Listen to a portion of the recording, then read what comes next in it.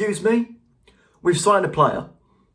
This is not a drill. We've signed our first player since the 10th of July. Welcome back to Players Man Mason. Hello everyone, welcome. I know it was a very dramatic start, but it was a massive shock to me to find out last night that it is a here we go. The Eagle has landed. Yeremy Pino has signed for Crystal Palace from Villarreal for around £26 million. So I've heard other people say 20 million. It's in the 20s of millions.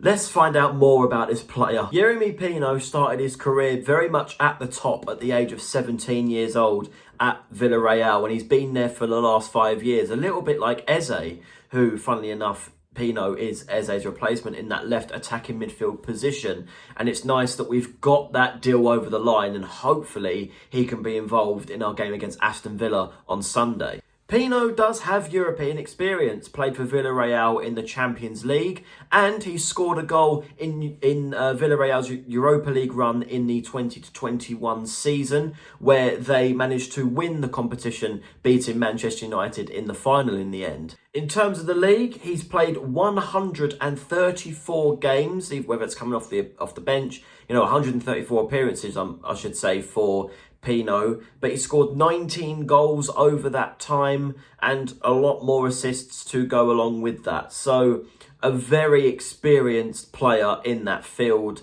of Spain, shall we say. The thing is with Pino is that he's more of a playmaker than a goal scorer. I think that really shows in his stats across his time at Villarreal. But that's very useful for us because, Eze was really good at dribbling past a couple of players and then slotting Mateta through or slotting Sarr through to score a goal. So, I'm not expecting a huge amount of goals from Pino, but I am expecting a lot of assists from him.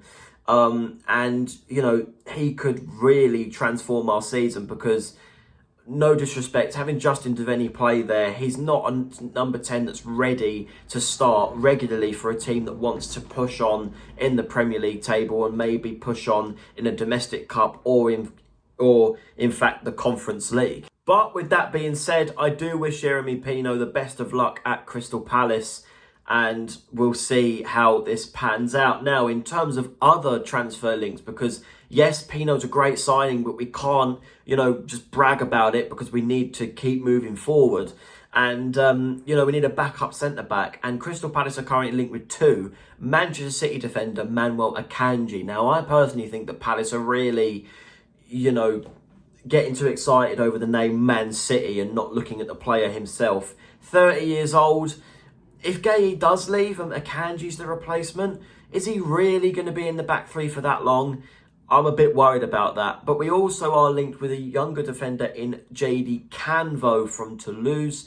Apparently they want around about £15 million as well. So I'd rather pay that for a younger centre-back that can do a job for a much longer period of time. Also, in terms of other players, Bilal El Khanous has collapsed the deal there, but I'm not really worried because we signed Pino. Same thing also goes with Wolves striker Wang Hee-chan that Palace wanted to sign as a backup on loan, but Wolves ain't having it, so we'll see. We may need another backup striker to look at later on in this window. And also a very, very interesting one, Palace also want Conor Gallagher back, which I think would be brilliant. I'm not going to lie, I bring back a lot of memories from the first season on this YouTube channel. So yeah, I'm welcome to that signing, definitely. I can't help but think though that also Palace do need a backup right wing back as well, and the links have gone very quiet in that position on the pitch. So I don't want to take this line down. We do need more players, but I'm very, very happy so far with the signing of Yeremy Pino. Like, share, subscribe, and I'll see you guys for tomorrow's video,